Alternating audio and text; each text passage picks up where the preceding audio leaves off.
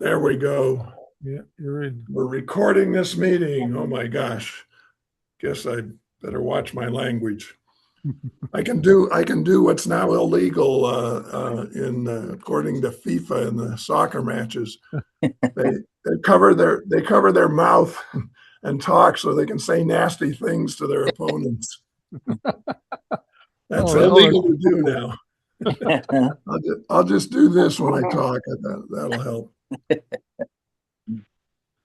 So Deming bumped into Dr. Schuhart, his work and Dr. Schuhart in the 30s.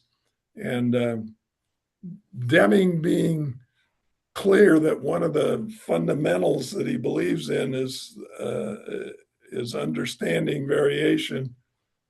And he means by that being able to distinguish between variation that is inherent in the system you're studying and variation that comes from something infecting, if you will, that system. And then goes on to point out that Schuhart developed a technique, and although it's called statistical process control, Don Wheeler and others have said has nothing to do with statistics and nothing to do with process control. It has to do with understanding whether or not you've got a stable system, meaning the only variation you're seeing is common cause variation, or whether you've got a system that's got some kind of infection, some outside agent that intermittently or jumps in and out or jumps in and and then Deming goes on to say you can't try to improve a system that's got special causes in it. Why do you think he tells us that? because it's not a stable system. Yeah, which means if you make a change and get a different result, you have nothing. You have no idea whether it has anything to do with what you changed or it's just the system acting up like it always does. So the first step is eliminating special causes if you're trying to make an improvement. The second step is then try to move that process average to your target value where you're going to gain the most. And what's intriguing is, although a lot of people clearly misunderstand the control limits, which Don Wheeler likes to call something other than control limits. He says they're not control limits, they're process behavior charts. And those limits are smoke alarms. If you get something that's outside the limits or you get something that's got a clear pattern indicating there's a special cause, that's a smoke alarm. Doesn't mean there's a fire, but it means you should go look. Every time the smoke alarm goes off doesn't mean it's a fire, but not looking is a stupid thing. So the idea is Schuhart developed a way, and it was an empirical development. He says, when I spend money chasing things that are part of the system as if they're special causes, that's a waste. When I spend time failing to chase special causes because I think it's part of the system, I end up spending a lot more money. So how do I set my smoke alarms? And he decided empirically by studying a bunch of data that he collected on systems that it was going to be plus or minus 3 sigma. And I've had people say, well, why not 2.5? Why not one? Why? So you can use any number you want. It just depends on how much money you want to spend chasing your tail. And Schuhart has empirical evidence that if you operate in the 3 sigma range, you're going to be pretty effective. Yeah, did anybody know about Mal Owen who wrote SPC in the Office? I don't know that one. I'd like to read that. Mal Owen, British English guy, SPC in the Office, and he gave a seminar many years ago. And just to endorse what Tim said, he said Schuhart developed the 3 sigma limits empirically. And he started off with plus or minus 1 sigma, and there was too much interference. And then he tried plus or minus 6 sigma. There was not enough action. So he decided that plus or minus 3 was about the right place to be. So it was all empirical. It got nothing to do with probability, the normal distribution, nothing at all. And as we said, was it last week, the week before, Don Wheeler's demonstrated that it'll work on many different distributions. Forrest Brayvogel is a big advocate. Everything has to be normal or you transform to normal. And by the way, I will come on to the Minitab pictures of the funnel later. But by the way, Minitab software, I can't speak for other software, but there is you can transform. There's a transformation, and it will try and basically to transform any data set to a normal distribution. The only problem is there's no anti-transform. It's called the Johnson transformation. Do not go there. Just ignore it. But you will meet some people who say, it's got to be normal. It's got to be normal. It doesn't. And the other thing I picked up on page 177, and this is vital for, I think, many engineers, because my background, well, I've covered lots of things, but a lot of engineers. So reduce variation and adjust a target when you've got your control chart. And if you can, do both. But in engineering, what usually happens is decisions are made on cost reduction. Then they focus on the average, and they forget about variation. So we need to flip that. It's variation, average, adjust a target, and then if none of that's important, then make a decision based on cost. But don't make cost your first priority in engineering decisions, because it doesn't work. Yeah, that's the interesting thing I remember having to do with cost is Gypsy Rani used to claim that management has trouble with the idea of costs. And she said, they don't recognize that costs are not causes, they're effects. Yeah. So if you're worried about cost, studying the cost ain't going to help you. You got to go study what's generating the costs. Yeah. Mentioning Gypsy Rani, Bill Scherkenbach gave a seminar a couple of months back in London, and he showed a photo of Dr. Deming, Joyce Orsini, who I met, and Gypsy Rani. So I don't know whether it's not going to come out well, is it? No. Blurring. Yeah. Blurring. But it's a roll call. It's called Meeting of the Masters. Ron Moen, Brian Joyner, Tom Nolan, Bill Scherkenbach, Bill Latsko, Ed Baker, Harold Haller, Nida Bakatis, don't know her, Gypsy Rani, Barbara Lawton, Dr. Deming, and Joyce Orsini. It's a fascinating photo. Yeah, it must be about 40 years old, that Meeting of the Masters, but it's a great photo. Yeah, some very smart people in that. I remember Gypsy was talking to some executives at one of the auto companies, and she was in a verbal battle with one of the executives, and he said, "I've got 35 years experience," and she said, "You have 1 year experience done 35 times." That's very good. Yeah. That's funny. So on the control chart thing, I find it's relatively easy to set up an Excel file or some other thing where if you've got some data and you're wondering, you can just plug it in and get a response back and take a look at it. It's pretty simple to do. Unfortunately, we have lots of data running around the organization, but since they don't really know why they're collecting that data, they don't bother to check whether it's a stable process or not, even though they have the chance to do that. It's very disconcerting that they have no concept of the fact that a system is going to have variation no matter what you do.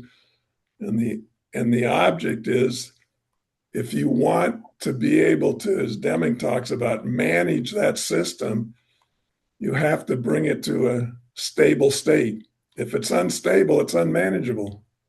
You have no idea what's going to happen next. You can't manage that. Right. And I like the point in the book made many times about the difference between that and specification limits. And a lot of times the graphs only have the specification limits on it, right? That's all the people care about. Yep.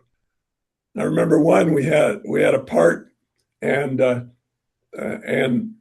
had over a time span they made 11 parts, but they made the first 8, I guess, and didn't have a problem. Maybe it was the first 7. Then the 8th one was a little below the spec limit, and so they said, "Well, it's just a little below. We need to go chase that maybe and see what's up." And then they made the 9th part, and that was okay. They made the 10th part, and that was a little further off the lower limit. And they said, "Oh my gosh, now we've got big problems." Oh, a passcode, huh? You can write it if you want. Send it to me. Yeah, okay. Let me see what the secret code is. Victoria, the secret code is 654. Can you write it? Can I write it? I don't know. My writing, maybe. 654. Oh, am I reading that right, or is that an 8? 654792. Thanks. Beautiful. I Thank you. have now got both eyes recovering from glaucoma surgery, and so whatever glasses I have are pretty much useless at the moment. And everything looks very bright. So, was talking about something I'm sure was exciting, but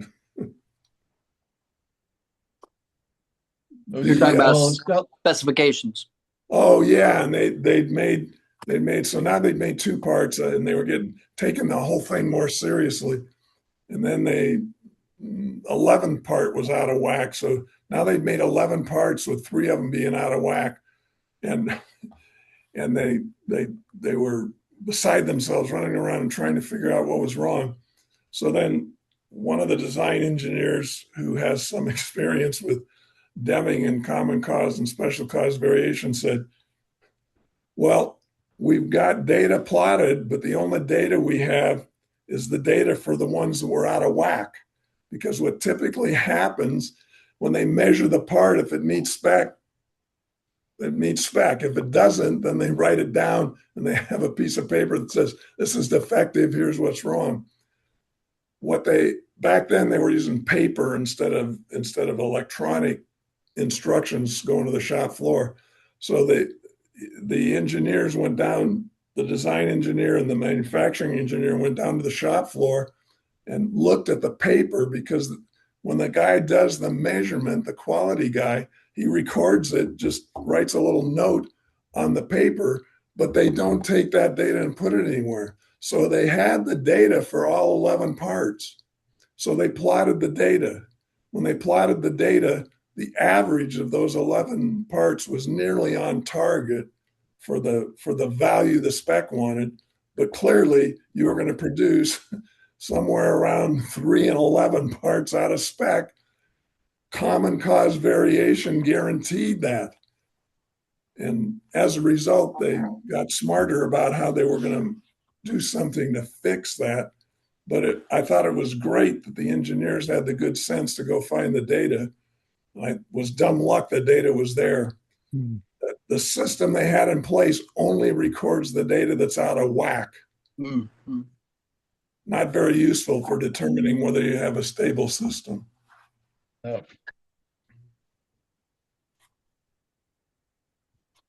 Has anybody? I have a stable system when it comes to shooting penalty kicks. It results in me missing about 40% of the time. I don't know. But it's stable. Is anybody still coming across some guys and girls who are still saying that spec limits are control limits? Because I've met that. Yeah. I mean, not too much of late, but certainly some time ago, the quality manager who kept the control charts in his office, the data was collected on the shop floor, and he said, no, the operators don't need it. I'm the manager. I manage quality. And he told me spec limits are control limits. Has anybody come across that? Yeah, I've met it in some subcontractors. Couldn't understand what the difference was. That was the crazy thing. You just couldn't get it past the chap who was sharing the idea. Yeah. Yeah, what I found is the organization doesn't talk about it, but it's clear the spec limits are action limits because there are two things that happen. If you measure a part and it's barely outside the spec limit, the first thing they do is measure it again. Mm-hmm. So it's an action limit. And if they measure it a second time and it's in, they're home free. If the second measurement's also out of whack, then they at least write it down so you have it available. But it's useless, and it harkens back to Deming's idea that it doesn't make any sense that a part just outside a limit is deemed okay, out of whack, and one just inside the limit is deemed okay. Those two parts are pretty much identical. It doesn't make any sense. Yeah. And yet we don't take action until things are out of spec. And I had many. Go on, sorry. And then we're likely to be tampering with a stable system. We don't have any idea whether we are or not because we don't have any data. Yeah. I had many arguments many years ago with three groups of people. I've got to remember that I've been recorded. And they were asking me if a point on the control chart falls on the control limit, is it in spec or out of spec? And I said, well, it doesn't matter. Go and do some simple investigations and decide what you need to do because, Don Wheeler, these are process behavior charts. How is the process behaving? What were the points doing before it, Yeah. Mm-hmm. I really like the idea that what you're examining is the process behavior, which has nothing to do with the design limits you put on this part. No. Right.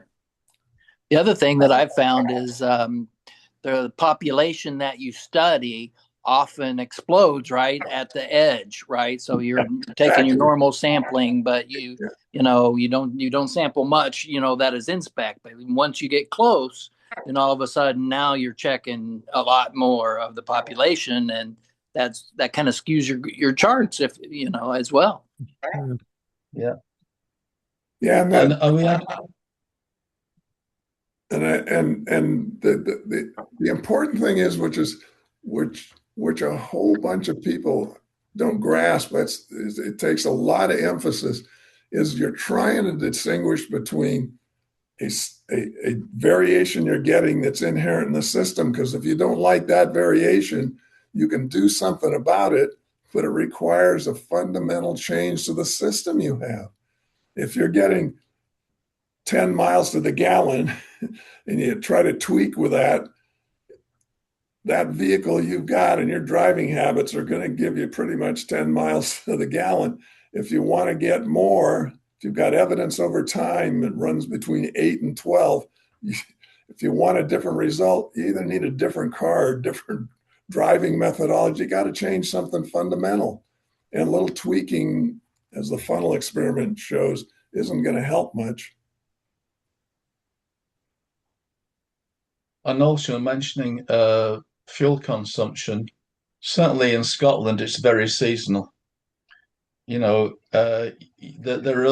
are environmental impacts which can have an effect on what it is you're measuring, and that could be in any walk of life, not just miles per gallon.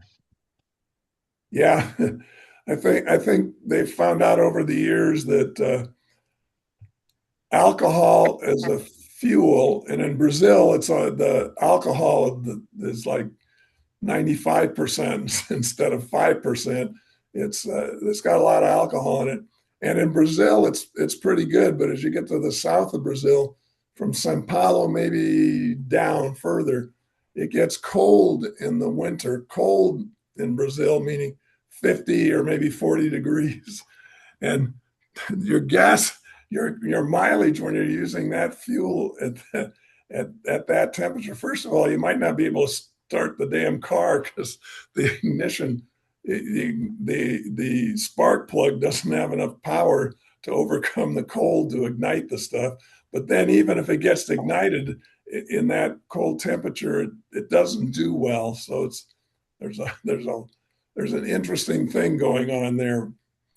We had, when I was down there once, I remember a taxi we were in, and the guy had 2 gas tanks. And what he would do is when he was driving within a city, he'd turn on the tank that he'd use the alcohol. And when he was driving between cities, he'd turn on the tank that used the gasoline. And the car didn't require any adjustments other than changing the fuel, where the fuel was coming from. They also had another thing I noticed. They have at every fuel station, you have alcohol, you have natural gas, you have diesel, you have everything you could want, and I find that amazing. But they got a lot of sugar down there, so it's easy to make to make alcohol. Yeah. And what they don't turn into fuel, they drink. So that's all right.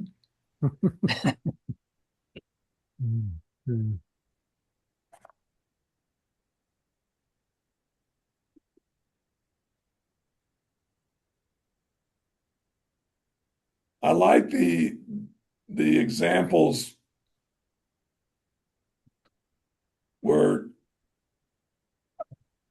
he pokes at some of the things that you could look at.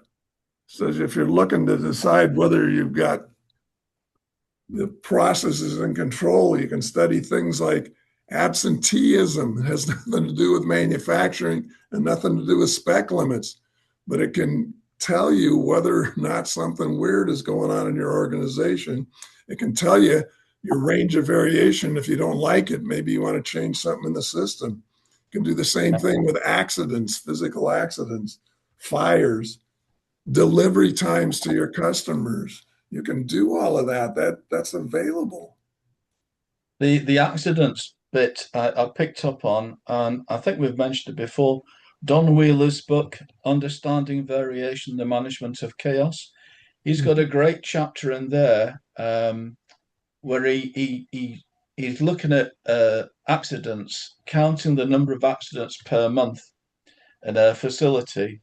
But then if you plot it on a C chart, which is accounts, you don't get much information. But if you flip it and you look at the days between accidents as an IMR chart, it tells a story immediately. So I highly recommend that chapter and that application, because I used that at a company, I can't say where, and reliability team had been looking at reliability failures for like 9 months.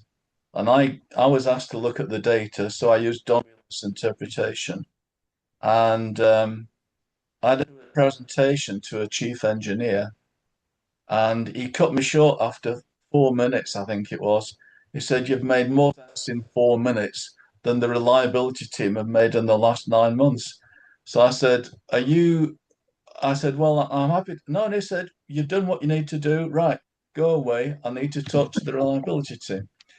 But the point of my this little story is you can look at data in a different way. Don Wheel allows you to do that.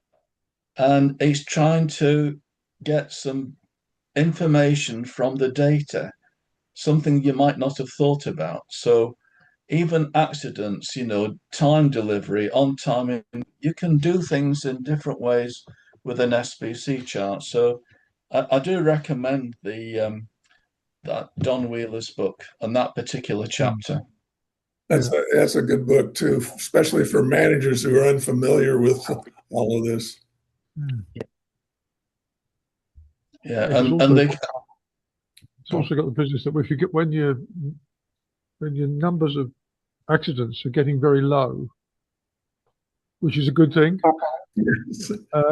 But calculating the number of days in between accidents gives it a whole new life. You can learn more out of that is almost like a next stage. When you've got the levels low, go for the time between accidents. Yeah. That's the great thing is if you're looking at variation, you look at variation in different ways using the methodology of distinguishing between common cause and special cause. And there's no, as several people have said, the purpose of analysis is insight. And certainly if you're looking at data and plotting charts, that's an analysis. And so any way you can grab the data and the different ways you can look at it in order to generate insight, that's value added, and you should go for it. Yeah, and in some cases you need to shift your perspective. You may make some improvement, like he said, where you've got the number of accidents down. So it may require now, hey, let's go look at near misses, and then maybe that'll give you the next level. Yes. Yeah. They at a company I worked for in the olden days, they were mediocre at safety. I claimed the safety policy was be careful out there, which was not atypical at the time. And they were having something like it's per 20,000 man hours or something like that. They were having more than 6 accidents per 20,000 man hours, which was kind of high. And they were fooling around and nothing was getting better. Then something bad happened and a couple of people died. And what got management's attention was the FBI and some other folks coming in and grabbing documents from their offices to see what things they might have done that created this couple of people dying. So that suddenly management got very interested in safety and what to do about it. And conscientiously, they started looking at things from a system perspective rather than a Tim screwed up perspective. And we warned Tim and trained him so he isn't going to have that problem again, et cetera. And it took them a long time, but in the course of almost a decade, they went from 6 accidents per 20,000 man hours to 1/2 an accident per 20,000 man hours. It's a fantastic story. And they stuck with that over the last 3 decades. So that's pretty good. Look at all the people that haven't been hurt because of that. Yeah. Again, what's interesting to me with a bunch of the stuff that Deming deals with is if you take the approach like with safety, where you're instead of blaming the people, you start looking at the system, you do an immense amount of benefit to all of the individuals in the organization. Deming is so concerned with the individuals and how we're destroying our people, and we don't have to. We can make them better and better at what they do and how they live their lives just by helping them understand what's going on and us understanding what makes them tick. And I know he felt very, very concerned about the Japanese who were recovering from World War II when he was down there visiting him. And he was one of the few Americans that paid attention to them as people instead of as some way to make a profit by working with them.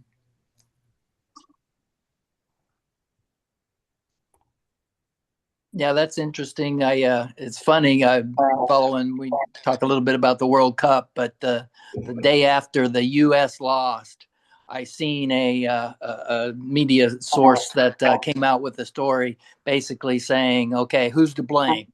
They're like, Yeah. we're gonna give everybody a B, C, D rating, Yeah. and we're gonna each player, and it was just like maybe there's a world of Deming that could help in sports and evaluation and looking at process as opposed to who's the guy on the field that we need to blame.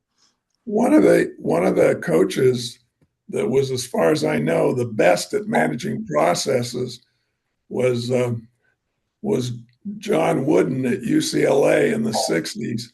He had everything was a process, and they practiced. He had a process for putting on your socks. Mm-hmm. You wanted 2 pair of socks and you needed to put the first pair on without any wrinkles and the second pair over them without any wrinkles. And he had a methodology for doing that. And his justification was, if you get a blister during practice, your performance during a game is going to be reduced. That's going to hurt us. There is a way to put on your socks. This is the way it is. And he emphasized that in everything they did. And he didn't watch films to see how the other teams they were going to face that week played. He taught them UCLA, how to play basketball. This is how we play, whether we're ahead, whether we're behind, whether we're a team that are playing as fast, whether they're tall. This is how we play basketball over and over and over again. So process oriented. He taught them, when you take a jump shot, you leave the floor. When you come back down, you need to land on that same spot. Because if you're moving forward to the left, to the right, or back, you got to take that into account when you're shooting. It just increases the variation in the shot. And he won 9 championships, and as I recall, 7 in a row. Nobody else has even won more than 5 championships. So working on process, as Deming always points out, it's the method that gives you the result. And it's about the process. That's the method.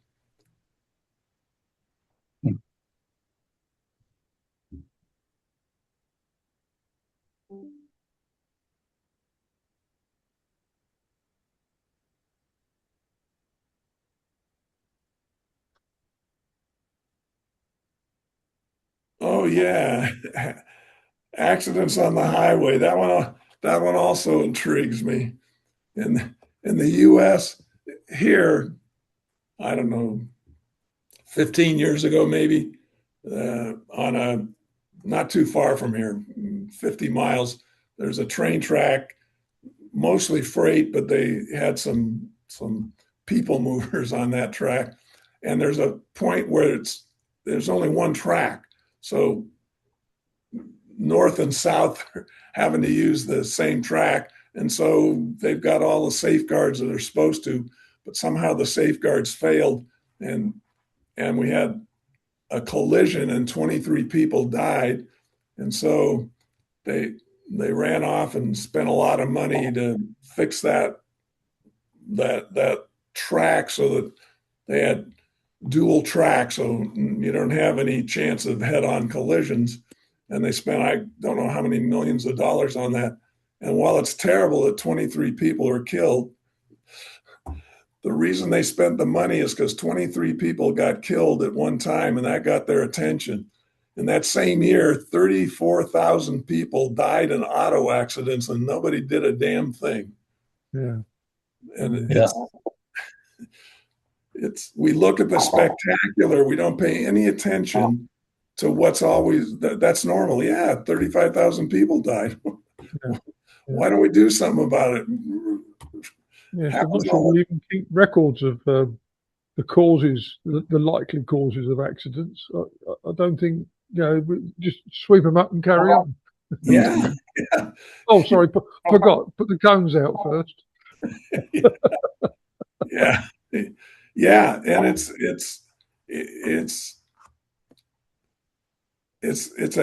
a mental model thing, and people get trapped in it. What feels normal should continue, evidently. And if it's abnormal, we ought to rush out and do something, which is the very antithesis of continuous improvement. Continuous improvement says we know what it's doing. It could be better. How could we make it better? And just asking that question, how could it be better?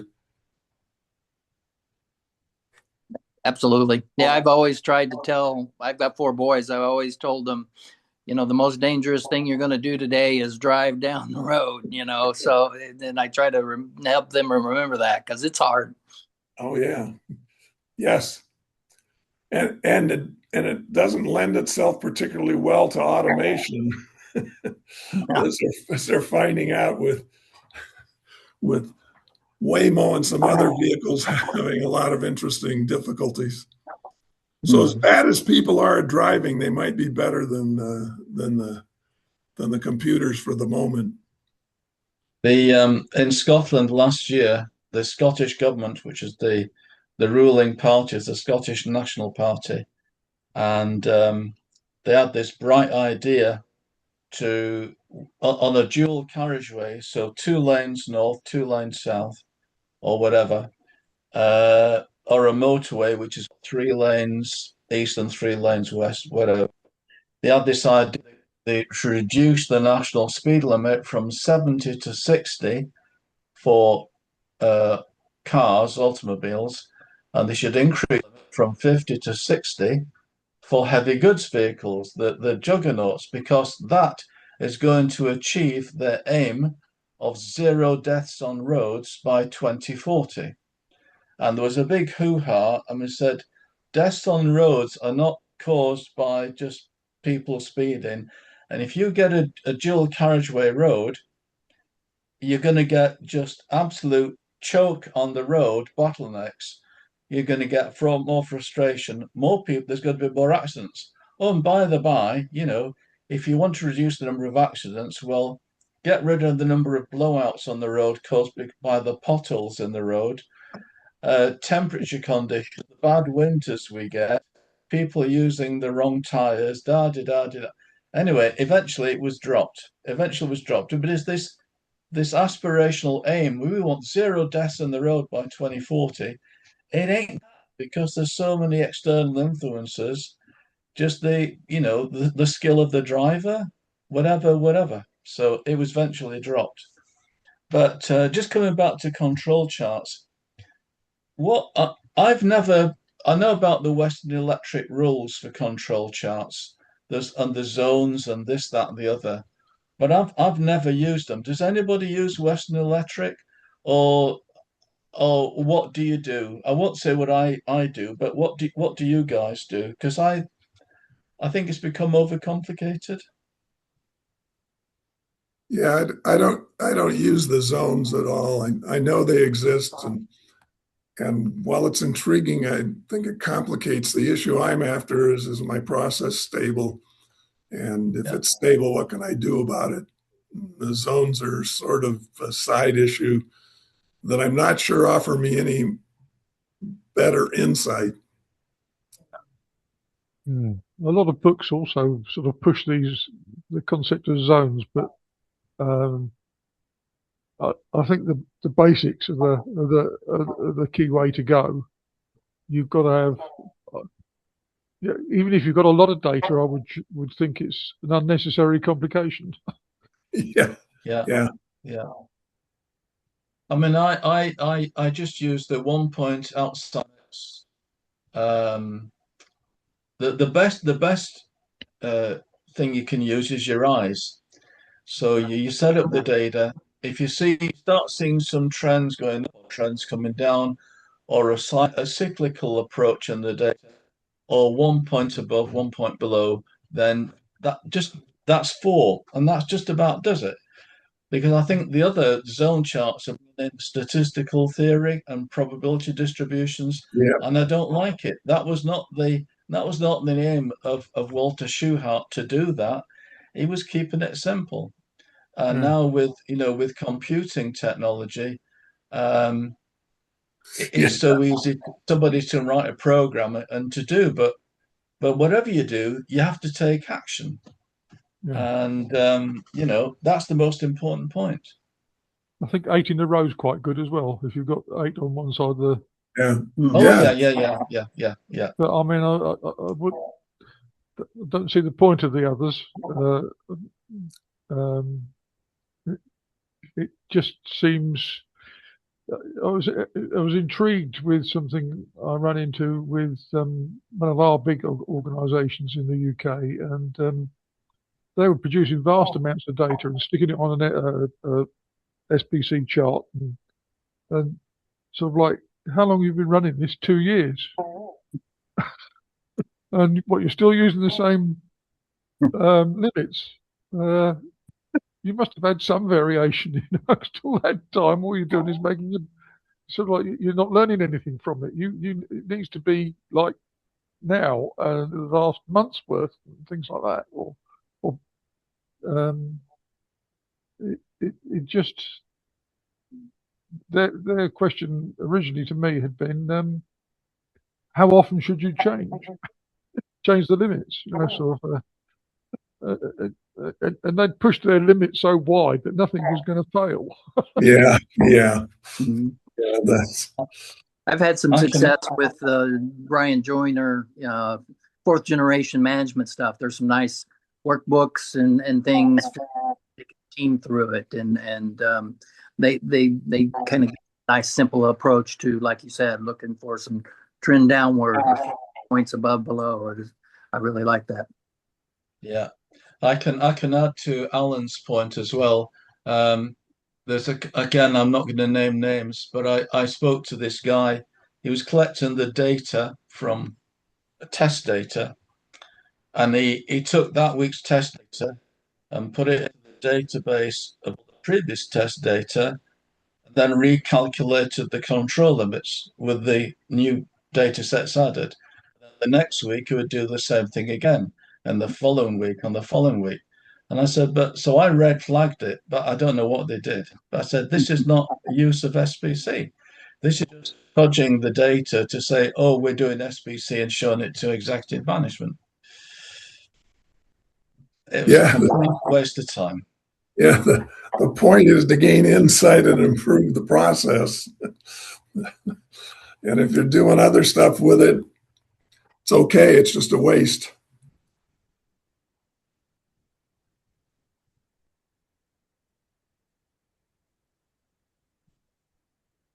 So what else strikes you about control charts?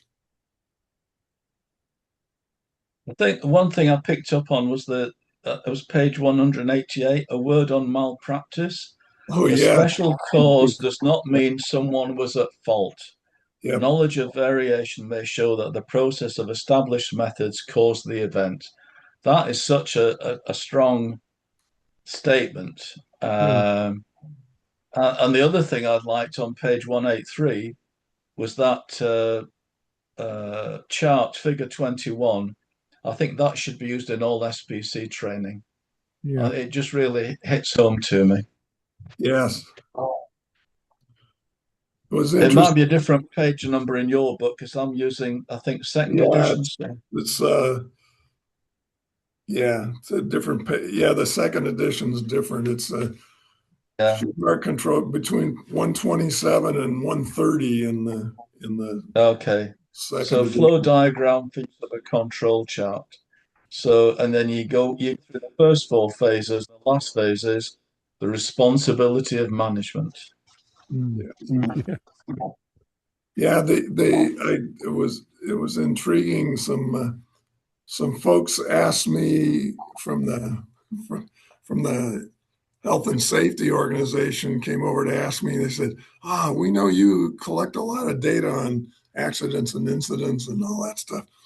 And you're the cause analysis guy. So can you tell us what percentage of the accidents have human error as a cause? And I said, what are you talking about? And they said, well, we just want to know how many of these have human error. And I said, all of them. And they said, what do you mean all of them? And I said, well, who do you think is messing things up?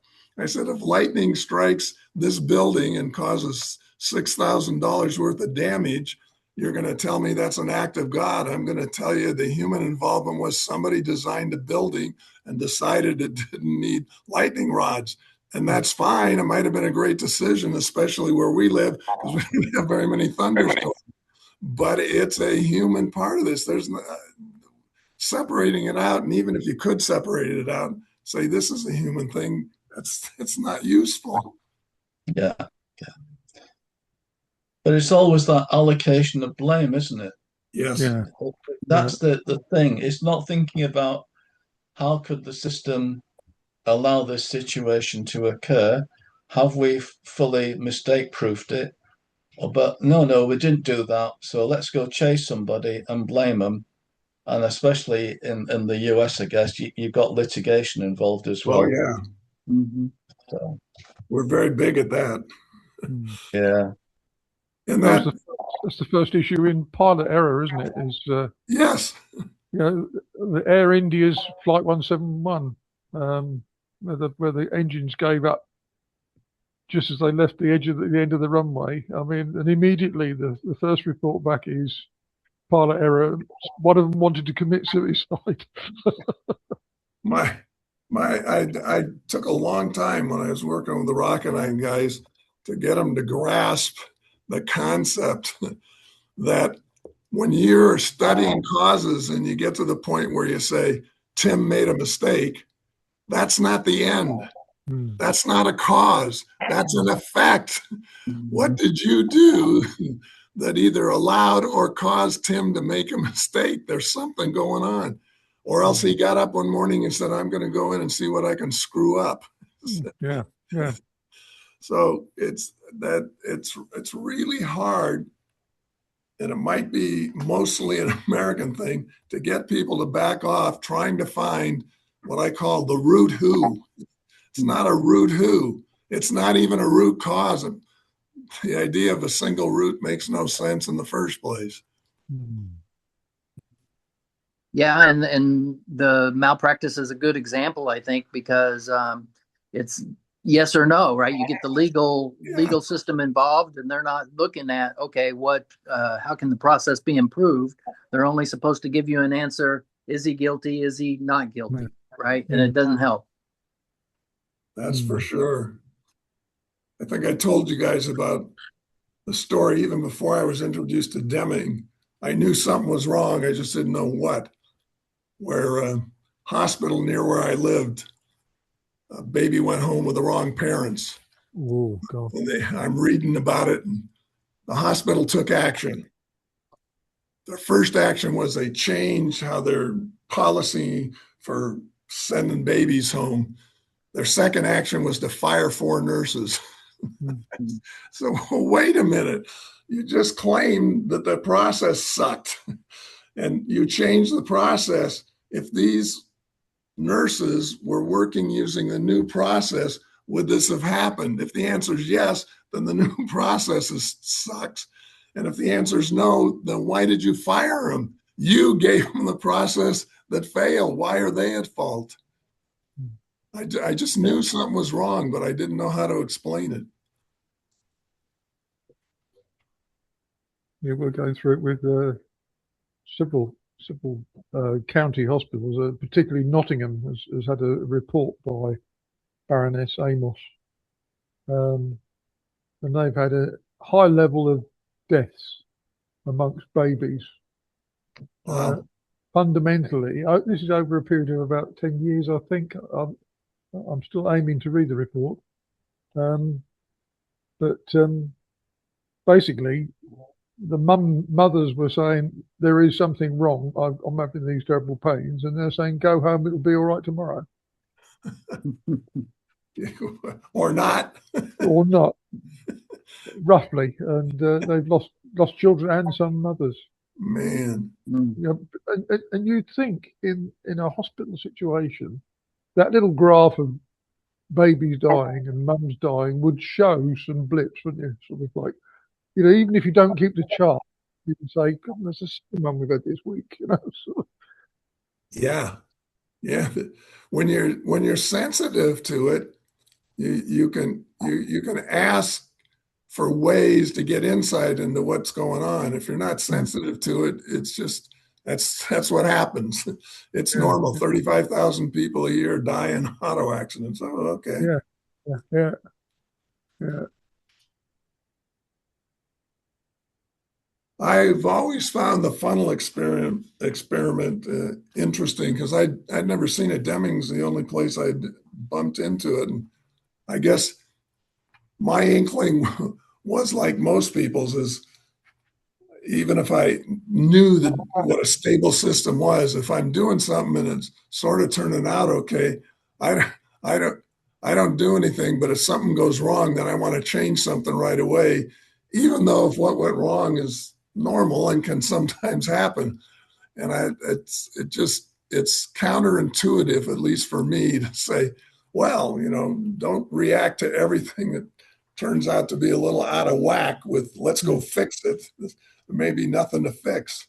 Well, you get kind of mixed up with this specification limits as well, don't you? Sort of like something Yes. comes off, something is finished, and somebody runs a tape over it and says that's no good, it doesn't work, and immediately we'll want to go into research mode, trying to find some to blame somebody. Yes. What we need to do is either fix it or throw it away or something. But watch the process, record it in your process, and watch how because it may be that you're going to make exactly the same mistake tomorrow. Yeah, there's a very big pull when something goes wrong to do something. You got to do something. Yeah. Well, the doing might be the doing that's probably best is understanding first whether it's common cause or special cause. But that's unlikely to be our first reaction. It's just not a well oiled machine that says, okay, before we do anything, let's see if it's common cause or special.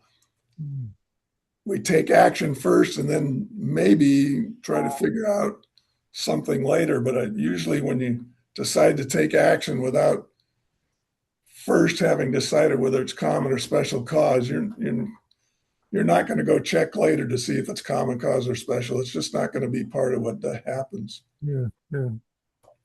And in business, a lot of times, especially if a customer's involved, the answer is, you want the answer right away, or the customer wants the answer right away. They don't have time to do a proper analysis to find out, hey, is this common cause or special cause? And so there's a tendency just to, it was so-and-so did it wrong, so we retrained them and everything's fine.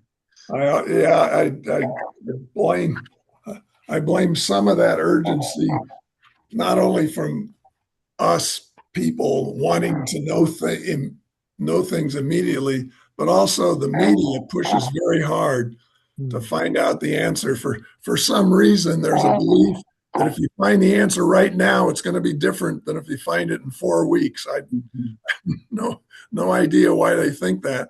In fact, if you find it right now, it's probably the wrong answer. You need to do the 4 weeks or 8 weeks or 16 weeks, or with airplane accidents, it can be a year and a half. You need to do the study. And if you don't do the study, just taking action is likely tampering. Might not be tampering. Who knows if you haven't done enough study of the causes and their interactions. That's what you're looking for. You're looking for insight. I think the National Safety and Transportation Board does a remarkable job of resisting the coming to a conclusion as fast as the media wants it to come to a conclusion. They do a very good job of saying we don't have an answer. We're continuing. When we come up with an answer, we will share it with you and we will share the fixes. We had something like that. Was it 10 days ago, Alan? The train crashed just south of Bedford, Oh yes, yeah. where one train ran into the back of another train, Ooh, and a few people died, many people were injured. But the media were there, and they were interviewing passengers who had survived, and obviously they were shaken up. But even the media and the some of the passengers were trying to allocate blame. And I thought, and there's so much speculation, which drives me nuts.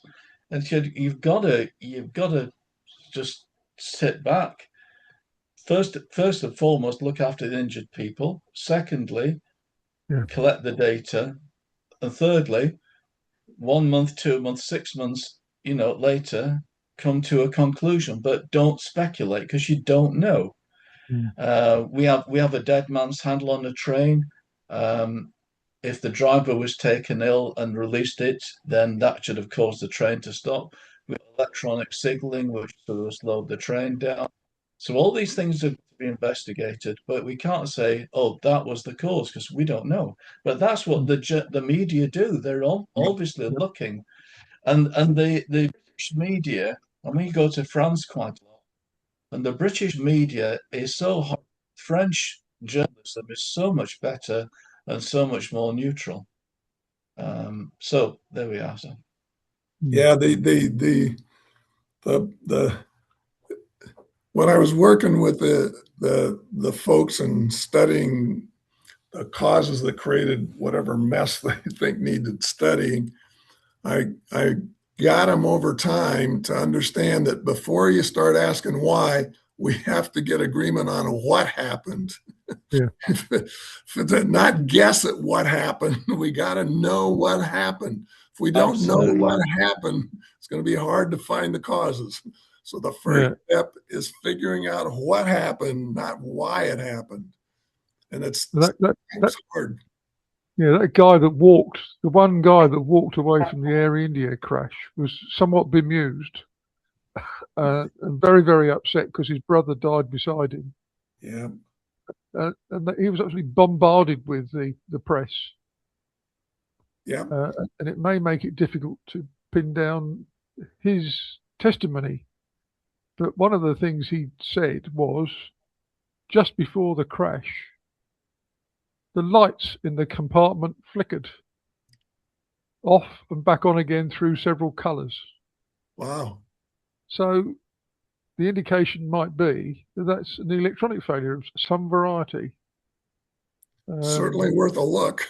Got to be worth a look, but will it get lost now because his interviews have all been spread all over the world? And yeah. Yeah. Also, in the chapter on the funnel, I like his going into the examples of the rules 2, 3, and 4. So here's an example of how we tamper using rule 2, and here's how we tamper using rule 3, and here's what happens when we tamper using rule 4. And rule 4 has one of my favorites, that the telephone game,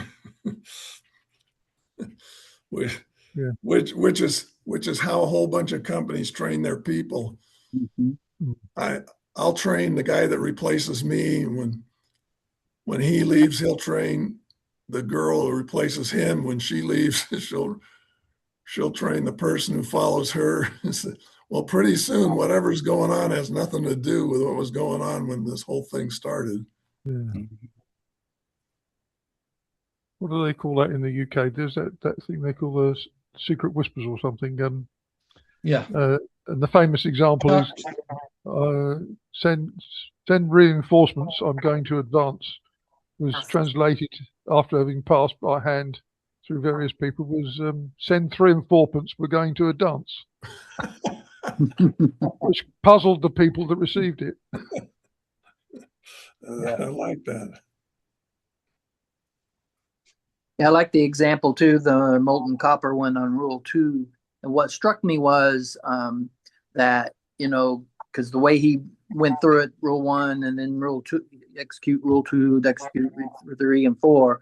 But in the real world, right, nobody had even considered rule 1. So the rule 2 just popped out. This is the way we handle it. So that I think that was an important point, that not that the people just dismissed it. They hadn't thought clearly enough, hadn't studied, right, to actually come up with, what is the variation of the system. Yeah. Yeah. He also bangs the Federal Reserve Board here, Mm-hmm. who takes action without any evidence of whether it's common cause or special cause frequently. Mm.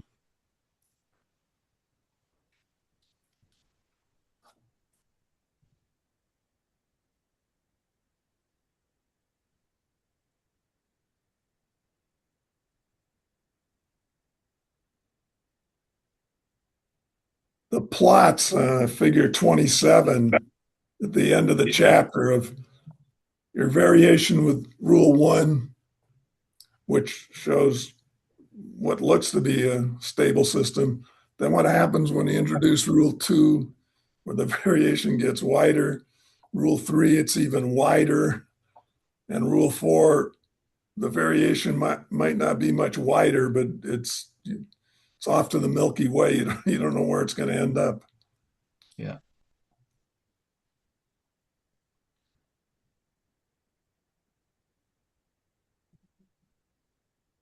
And as you read through them, you think, oh, well, nobody would ever do it that way. But then that's what these examples are great, because, hey, this all happens in the real world.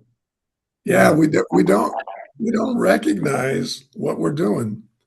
And in fact, I know, because we're so competitive, not only in economics, but in sports. In fact, even Alfie Kohn talks about, even when we get together to celebrate, we have competitions. Yeah. So we're so focused on competition, and we have a strong belief that makes things better, that we don't even recognize the cooperation that's going on. It's invisible.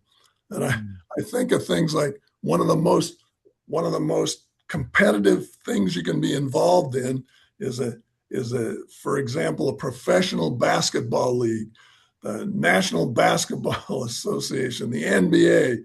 That's really competitive.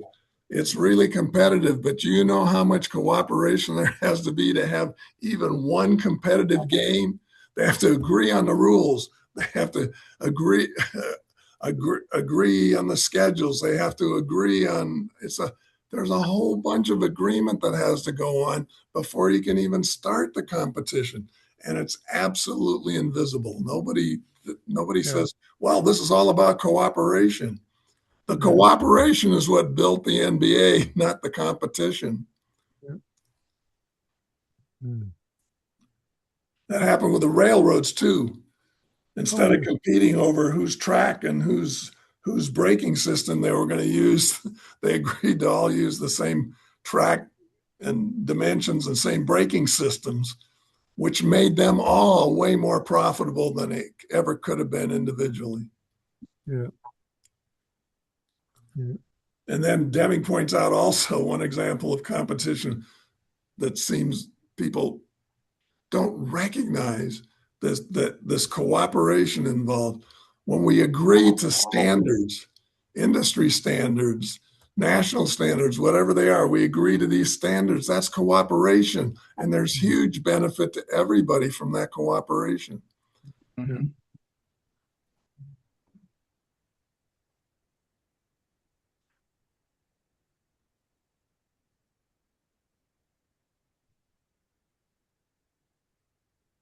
Well, for a change, I didn't bump into anything that I hadn't seen before in these 2 chapters.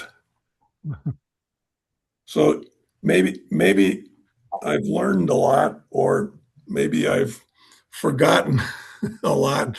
So, and somehow I haven't seen anything new, which maybe means I grasp what was going on, or I'm just getting older and things are becoming more or less invisible to me. Any of you see something new this time through? Don't think so.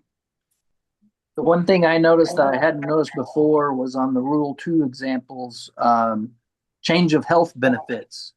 Each change trying to correct a previous mistake. And that kind of struck me this time around. It was like, yeah, okay, so this time, everybody's complaining we don't like the, the large deductible, right? And then, the deductibles now, we got a smaller deductible, but so you just back and forth, and it kind of reminds me of, the oscillation that can take place that is described by Fritz, I think, right? Oscillation where you're just kind of bouncing back and forth between two different states. Yeah, the place that oscillation really comes to bear is in beginning pilots. I understand when you're training them, they know what their heading is, and as the plane drifts off the heading, they get nervous, so they try to correct it right away. And when they try to correct it, it takes time for the plane to react. It may even still be going to the right when they've turned to the left. And so that makes them nervous. So they turn it a little more to the left.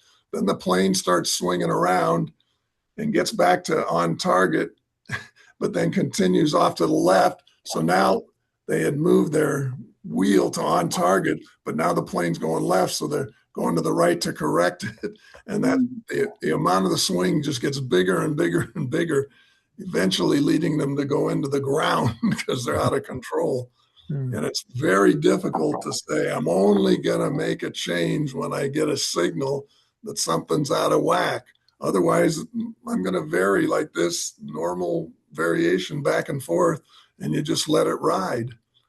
And when something special happens, you take action. Mm-hmm.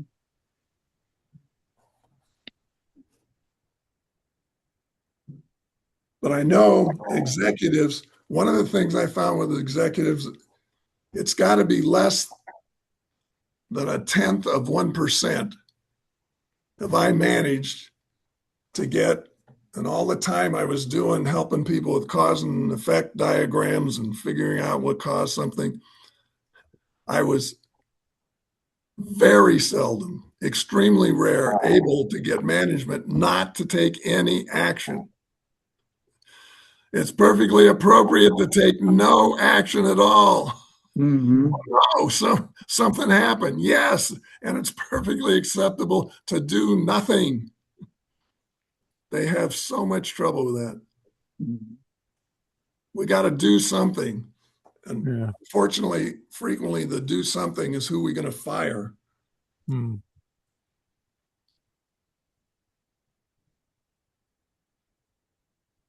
Yes, that's unfortunate. That's the easy. In many ways, that's the easy way out for everybody else. We don't really know what the problem was, but Alan did it, so let's get rid of him. Yes. I remember Schulte's talking to some executives, and he's talking to them about he's talking to them, and he says, "You guys all know, your troublesome employees, your people that just aren't quite up to snuff. You know the dead wood you have." And then executives are all shaking their heads. Yeah, yeah. And he says, "Okay, have you ever thought about what you did to kill them?" He said, "Did they come to work as dead wood? Did you hire dead wood?" "Oh, no, they were great when we hired them." "So what'd you do to kill them?" Yeah. Yes, it's interesting, this sort of the concept of helping people improve in everything instead of just shouting at them. Yeah. I mean, one of the interesting things, I can't remember what job it was on. I remember one of the foremen was particularly loud, and he could always shout at people when something had gone wrong. But he wasn't there when it was setting it up to make sure it didn't go wrong. My soccer experience with amateur players is maybe less true of professional players, But when we're playing together, even when it's just a kick around kind of a thing, it's not for a championship. It's not even for a league standing. It's just kicking the ball around, trying to score against your teammates and your opponents who are, it's all friends. We just divide up into two teams and play. And I'll have guys on my side sometimes and gals complaining about what somebody on our team did and shouting at him. And I said, leave him alone. He did it on purpose. They said, what do you mean? And I said, if he didn't do it on purpose, your hollering and shouting isn't going to help. And even if he did it on purpose, it probably won't help. So, Yeah.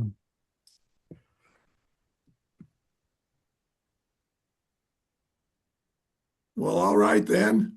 Yeah. Maybe we've reached the end. Well, the end of today. We still have another session or two. And we're going to try to tackle chapter 10 next time. Yep.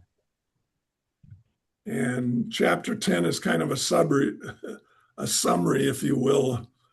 It's got several things in it that I think are of import, including the Taguchi loss function,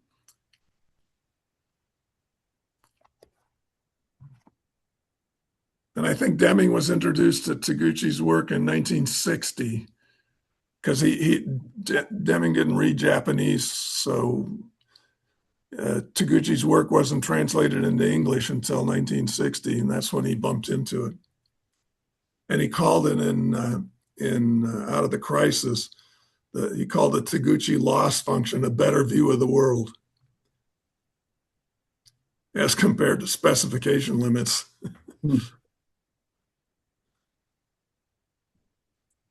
All right, then. I'm going to shut down the recording and wish everybody a happy week. And if you're watching the soccer matches, they got a few coming up. Now they're down to, 8 teams, quarterfinals. So, Yeah. Not that it hasn't been exciting, but it might get more exciting. One of the exciting parts for me is, as a former referee, the use of the video technology. I think it's being abused, and I think it interferes with the game. Some of it's all right, but there's just a lot of video review that's unwarranted. The referee on the field looked, he decided there wasn't a foul. Everybody keeps playing, and then some video guy looks at it and says, I think there might have been a foul. You got to go back and look. So, Right. If you went back and looked at every time a referee doesn't call a foul on a collision, you'd never play soccer. You'd spend all your time looking at the review. Just get them out of that. They can review whether the ball ended up in the net. They can review whether or not somebody committed an offense that's severe enough to be a red card. I don't mind that, but this is crazy, at least for me. And No, I agree. A former referee, I would be pissed off being told that I probably made a mistake and I should go back and look at this video. Yeah. I might be grateful if I went back and said, wow, I really screwed that up. But I'd much more likely go back and say, I didn't screw anything up. Why are you calling me over to look at this? But so the referee can only be in one place at once, can't he? I know. The one thing that happens when they call the ref over, if the ref goes to look, the percentage of a referee coming back and saying, nah, everything's okay, is like 15%. So if the video guy says something happened and the on-field ref goes over to look, almost certain he's going to change his mind. And I think he feels under pressure to change his mind, because the claim is the video guys are not supposed to review anything unless it's a clear and obvious error. Right. I don't know the difference between clear and obvious, but FIFA seems to think there's a difference. So it has to be a clear and obvious error. So if I call you over, you made a clear and obvious error. At least I think so. And saying that's not true is really hard for those guys to do. So I think the solution is keep the video reviewers out of the ref's hair and let him run the game. I refereed a lot and didn't get in too much trouble for the things I called, and I'm sure I made some mistakes, but I don't think a video review was the solution. Yeah, you could kind of see it as common cause and special cause, where there's variation in any but ref's performance, and you should just be looking for the special cause thing where he didn't see something or something very obvious. But you're right; they're just getting down into the nitty gritty and slow motion. Now you don't even know what a foul is anymore, right? Because in slow motion, this could have been a foul. And yeah, it's crazy. Yeah, when I first started refereeing, they had a line in the rules and regs, the laws of the game, to tell the referee not to whistle the niggling stuff. and they're doing video reviews of the niggling stuff, saying, "Holy cow, you guys have moved a long ways from the old days when we didn't whistle the niggling stuff. Let them play the damn game." Yeah. But now it's different. The soccer may be better. I'm not even sure of that. But the refereeing mistakes, I don't know if there are any fewer mistakes. VAR, I don't think reduces the number of errors significantly. But it's video review, so we get to look at it. Yeah, that's right. All right, you all, thanks, and have a good week. Thank you. Yeah, you too. Thank you. Thanks again. Pardon. Bye-bye, everyone.